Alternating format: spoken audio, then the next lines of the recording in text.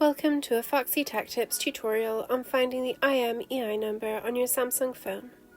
If you find this tutorial helpful, please consider subscribing to my channel and liking the video. I will show you two ways of finding your phone's IMEI number. The first way is through the phone app.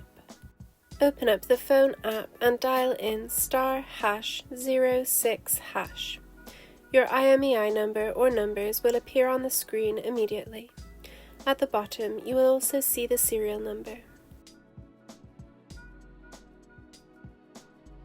The second way I will show you to find your IMEI number is in the settings. Open up the Settings app, scroll down to the bottom of the settings and tap About Phone.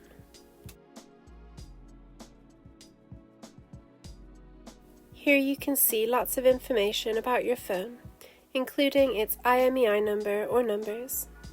And that draws an end to this tutorial. Please like the video if you found it helpful and subscribe to Foxy Tech Tips for more Samsung tips and tricks.